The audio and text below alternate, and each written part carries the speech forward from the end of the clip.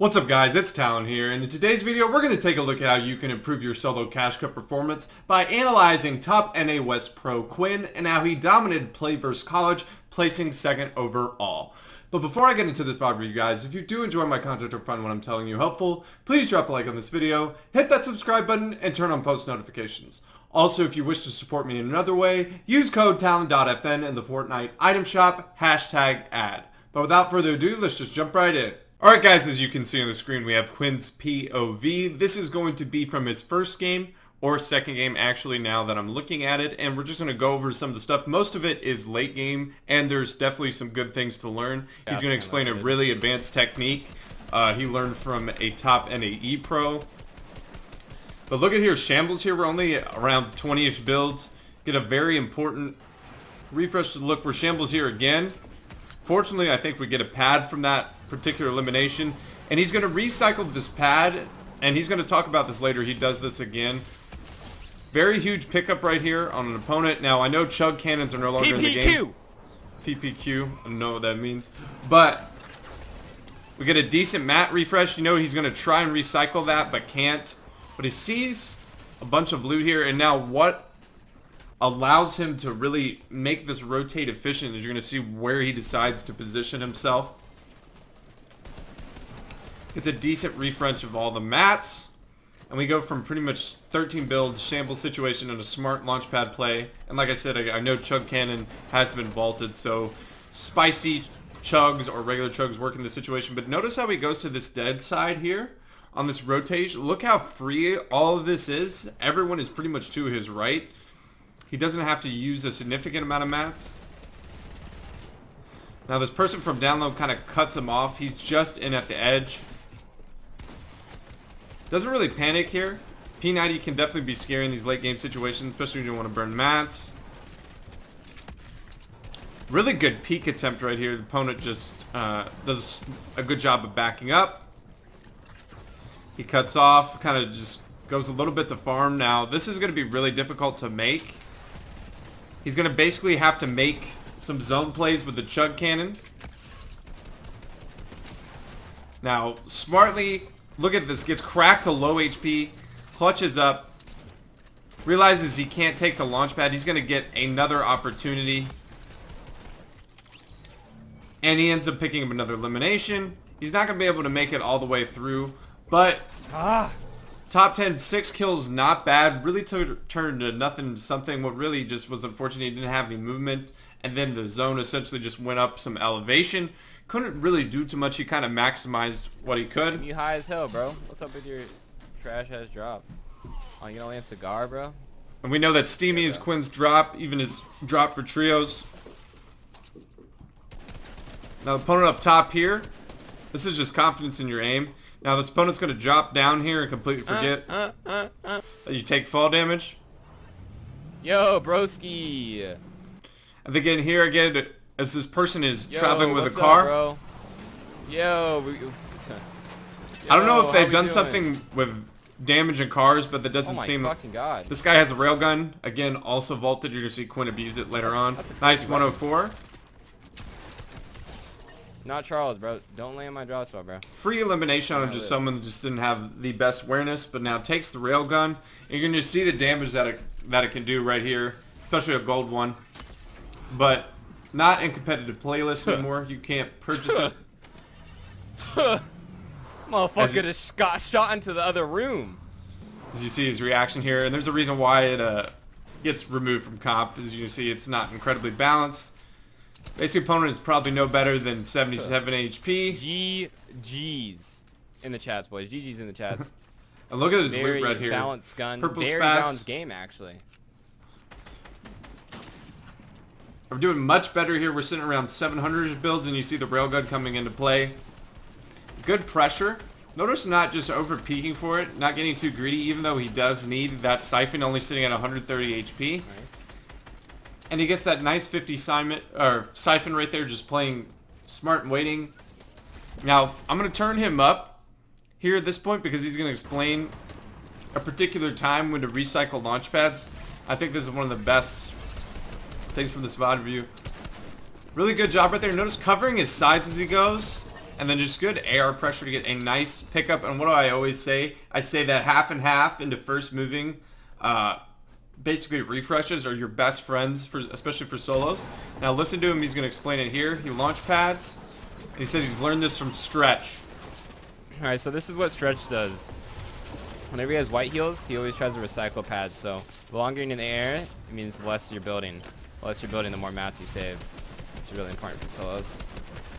And so basically, again, if you know, maybe the audio is not the best, but basically if you have white heals, and he did that in the first game too, he had chug cannon and went and recycled a pad, and he tried to do it again. Unfortunately, someone covered up that second pad in the first game. Here, he does that exact same strategy. He does have medkits. He doesn't even actually end up taking any zone, and he has 2 launch pads of his own. So he pads, pretty much gets to a nice open area, doesn't really make a hype player do anything super specific. He just kind of sits here and waits and looks back, and you're going to... Teach me that. So shout out Stretch for teaching him that. And he's just going to sit here and look for people shambles in the back. He's going to see some very good Kovacs right here. Boop. Fantastic right there. And then he immediately pads. Gets to a good mid-elevation layer. Now this is what I always talk. I saw this in a FaZe Dub VOD review as well. This peak is so underrated. What he does with the stair here. And so what does he do? What he does is create a stair behind him right here. And then just, if anyone comes on his lair, he can just immediately edit. So this stair will be fully built metal, and you could peek through it. So someone runs through the start, or you want to make an edit through. That's usually what's very, very common. That's just something you can do when you're boxing up in these later zones to get refreshes or to kill shambles players. But instead he decides to look down with his lair being pretty elevated. He doesn't expect to see a lot of congestion. Probably win this game easily. They'll probably win this game easily. Now this is also a good kind of just safe way to pad. Now unfortunately he ends up scuffing it. No shot. So that's unlucky. What ends up happening is he has to burn a significant amount of mats to get up. And one, he would have been first over. He could have probably claimed high ground. Someone lands on him that does do that. And so used a lot of mats without not getting a ton of distance. But he's going to sit here, kind of let things develop. Get a nice free pick in the back as well. We don't get to see kind of what ends up happening, but he ends up making it to next zone. 8 eliminations, so a really good game. Saw 6 the first game. Now time to maximize a really good placement here. Probably should have used AR right there. We probably know that the pump damage isn't going to eliminate that opponent, so probably just trust the aim, AR that opponent. But does crack shield. Now we're going into night. Let's see how, we definitely want to maximize this into a top 5 at a bare minimum. We have 18 builds.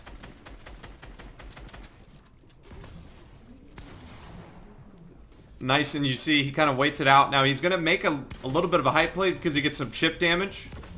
Opponent does have chug cannon, unfortunately. Good attempt. Opponent's 1 layer higher.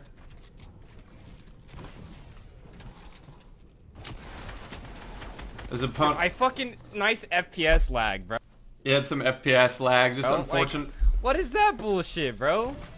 I'm in a fucking 1v1 for high ground and his PC starts spazzing. Maybe not the best decision. He was second height and he had about 17-ish build, so it's either an all or nothing play. Do you want to play safe and maybe go for picks for shambles on low ground, or do you want to basically see if you can getting that chip damage? I think it's the right decision to go up there and just try and slow play and try to claim height, because that'll probably guarantee him second at a bare minimum. Just unfortunately doesn't connect and then misses a shot. But still a very computer starts spazzing out, bro.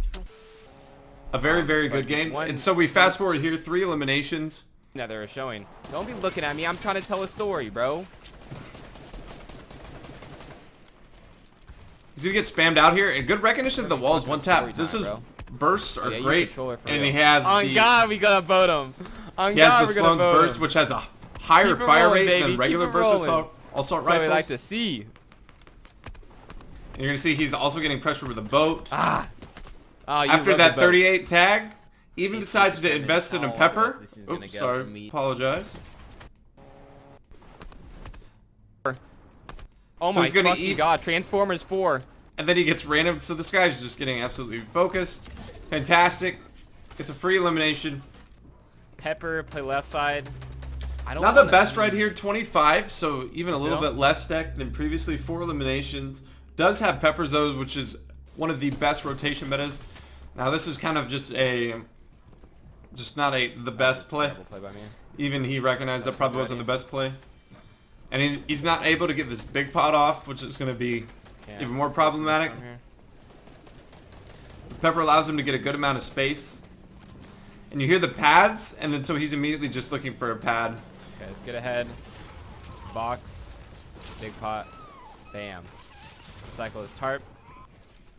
So what does he sit there? He basically goes, lands by that tarp, wants to recycle it, get his big pot off. With Peppers, you can go from front to back. With him only having 350-ish mats, probably not going to be able to make that rotate and get boxed up in. So already having a plan to recycle a tarp, and then quickly sitting, waiting, letting that tarp develop, and then that Pepper will get you there quickly. As you can see here also, he waits, gets a free elimination looking back. He can use that Pepper to get a little bit more refresh of mats, and that's exactly what ends up happening. It's about 300 metal of it. Now he goes and makes a high play here. I don't mind the play right here. I think this is really, really good, especially with that refresh. You're going into probably 6th or 7th. You have 700-ish mats to play with. And with a Pepper, it's easy. But unfortunately, someone does it. But I like the immediately just decommit too. Maybe not the best hype, like hype retake ever. You're going to hear him say that wasn't probably the best or most committal. But at least, like, know when to give it up with 500 plus mats. It's all good. Say it's all good. That's the thing is, like, he didn't want to sit there. He felt like the opponent probably just had a good job of holding, no reason to fight for it when you have those decent amount of mats. And you could just go straight through, waits through. Notice how we're at back zone, right? And this is why Peppers are so good.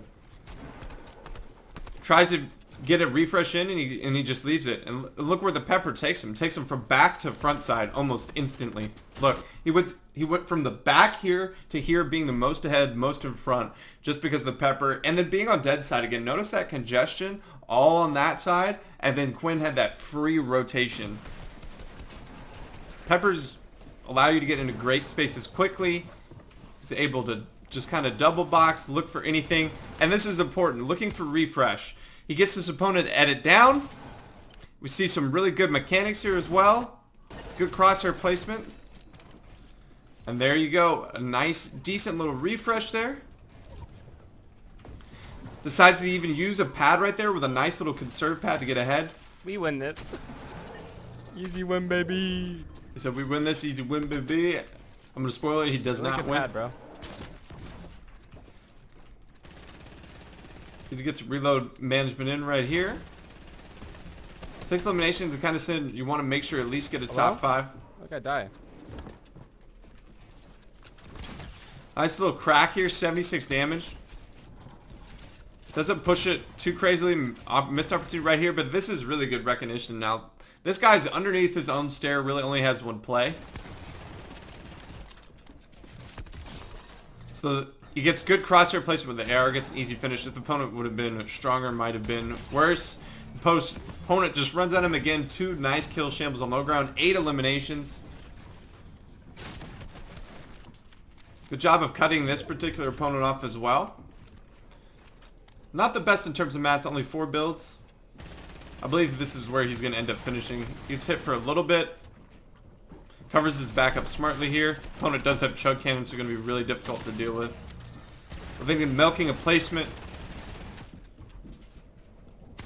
Opponent drops down, hits a nasty shot for a significant amount of damage. Opponent hits a fantastic peek as well, as you can even hear. Outplayed. You'll definitely take that though. 8 eliminations and a top 5. Milked it as well as he possibly could. Peppers being a huge reason for that success. Again, starting off that rotation with 500-ish mats. He played it in just great, and the Peppers allow him to run into Storm, get a refresh of metal, give him enough mats to even attempt a high take, but then a smart decommit, doesn't force anything, and then continues on, milks a top 5, gets a good amount of eliminations with it as well. 35 people here in the first moving. So some surge. Now 83 above. There's probably Stacker. a grand finalist in trios, so surge management probably no problem. And you can see good opportunities. And what is he doing here? He's not sitting there. He's not padding early, right? He's at front side. He's got pad, and he wants to save his mats for as late as possible. So he's going to sit here for as long as he can. Look, look, look, and then zones on his back, and then he pads. He sits there, flies in the air. Gets on a nice, good, clean lair. And now he's going to sit back, look for more tags. Maybe free eliminations if he can.